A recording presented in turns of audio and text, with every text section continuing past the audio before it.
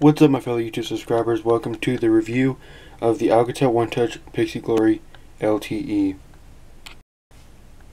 To start things off, the Pixi Glory LTE is a 4G LTE handset specifically for Straight Talk. It has a really nice 5.5 inch 720p display. Now for size comparison, I got a couple devices over here. Right over here, you can see in the phone, right over here. Anyway, right here.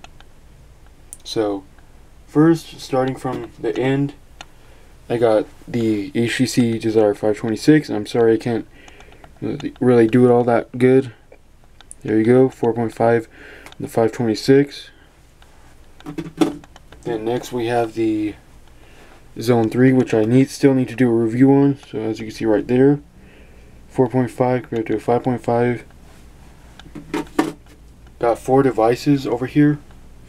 Next is the LG Leon, 4.5 on the Leon, 5.5 on the Glory LTE, and last but not least, you guys should be expecting this. Whoa! As I almost dropped the Glory on the floor, is my Galaxy S6. So 5.1 inch compared to a 5.5 inch. It's kind of surprising that the Glory is actually bigger than the S6, but just so be it. Right there. And I cannot tell you the resolution and pixels per inch simply because I researched everything about it, but like I tried to look up some specs about it, but I cannot find anything about this specific device because it's just been recently released, so I am sorry about that. Alright guys, what's up? I'm back, and I did change locations because it's pretty late apparently for my mother. She just went to bed, so I'm sorry for the change in location. And as you can see right there, these are my notes up here above me, so I'll be looking at them until the review is finished. Alright, so last time we started off with the display and whatnot. So on the front of the display we have a 2 megapixel front facing camera which records in 720p, and on the bottom of the display we have the back, home, and recent apps keys. And as you can see, the home button, you can actually see it, whereas the back and recents button, you cannot see it until you actually turn on the phone and actually touch them, as you can see right there. Moving on to the back of the Pixi Glory LTE, we have its 5 megapixel camera that has autofocus and records in 720p HD video. Right underneath it we have its flash. Then to the left of the camera we have its speaker, as well as the Alcatel OneTouch branding right down below. Popping off the back of the Pixi Glory LTE, we gain access to its 2000 mAh non-removable battery, and battery talk time is estimated around 16 hours, and battery standby time is estimated around 17 days. Then we have its micro SD card slot. The Pixi Glory can support up to a standard 32 gigabyte micro SD card. I do not have one in there right now because this device has plenty of space for me. Then on the other side we have its SIM card slot. You get about 8 gigabytes of built-in storage with around 4.46 gigabytes available to user. Platform-wise, the handset runs Android 5.1.1 Lollipop and has a quad-core 1.1 GHz Snapdragon 210 processor with 1 gigabyte of RAM. I cannot tell you, or I cannot say what CPU or GPU it has because this phone was recently released and I can't find really anything about it. Let's go ahead and run the usual tests. Quadrant, and then a Geekbench. Alright, Quadrant has just finished, so let's go ahead and see what we got. This device scores about 8,751. See if my camera will focus on that. 8,751. And I'm sorry about the noise that you just heard in the background. Just had to move my cat, or I don't know why I'm saying this, but I had to kind of kick my cat out of the way because it's making too much noise. So I am sorry that you had to hear that. And I'm sorry that I have to say that about animals, but honestly, but anyway.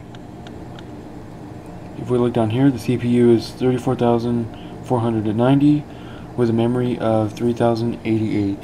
Not too shabby for a mid-range device. And I do apologize for any further background noise of my cat that you hear. So now we're going to go ahead and do a Geekbench. But Geekbench has updated. As you can see, there's a Geekbench 3 icon right there. But it's recently updated and now it's called Geekbench 4. So let's go ahead and run one. Let's check out the new material design. There we go. There's a new material design of Geekbench 4. This is my first time. What's it called? Experiencing it. What the heck just happened? Look at that. It's like everything is just turned off for some reason over here. My router and whatever, the phone is like off. What the heck happened? I'll be right back. Alright guys, we seem to be back online, as you can see right up here. Wi-Fi is now working again after a sudden outage, so let's go ahead and run CPU benchmark. And I'll return once Geekbench has finished. Alright, we are back quite some time later. It's already 11:08 and the test has just finished. Took a while, but as you can see, for the single core score, we got a score of 384 with a multi-core score of 978. If we compare it, 384, we are just above the Asus Nexus 7 but below the Motorola Moto G3. And yes, this looks to be updated devices. That's cool. That's good. For the multi-core score, let's see, we are above the same Asus Nexus 7 but below the Samsung Nexus 10. It's not too shabby considering how much this device costs. Now it's time to test out gaming performance. I have downloaded Smash Hit and Powerboat Racing. First, let's go ahead and test Smash Hit. Now, just notice I did already start this game. I'm already progressed some, so let's go ahead and see how it plays. Now I will be looking off camera, so just, yeah.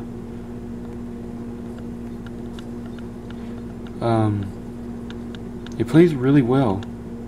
Didn't hit that one. Plays surprisingly well. Like really well, with like no drop frames. It's very, very playable, especially for a 5.5 inch device. It's really good for gaming. As you can see, really no lags at all. Very enjoyable.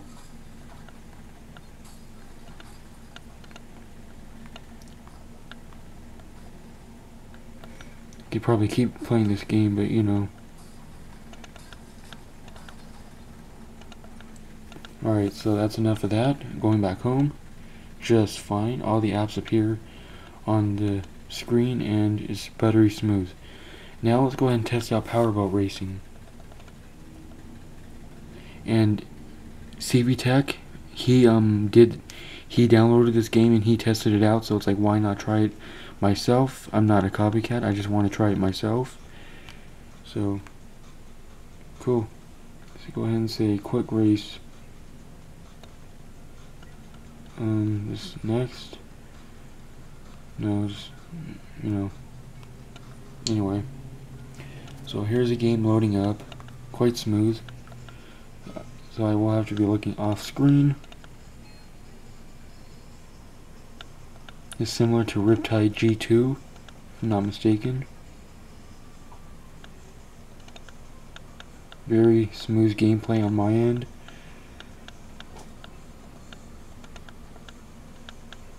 It's actually quite enjoyable to play once you get used to this game. Whoa, don't know where to go.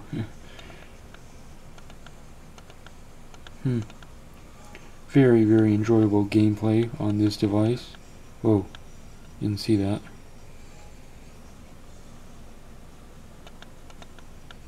Anyway, as you can see, as I'm playing here, no drop frames as far as I can see, which is always a nice thing to see. Music is turned down all the way. Well, not all the way, you can still barely hear music, but still, I probably shouldn't mention that, but anyway. So, as you can see, really no lag at all. Now going back home, apps appear on the screen, and it's still very smooth.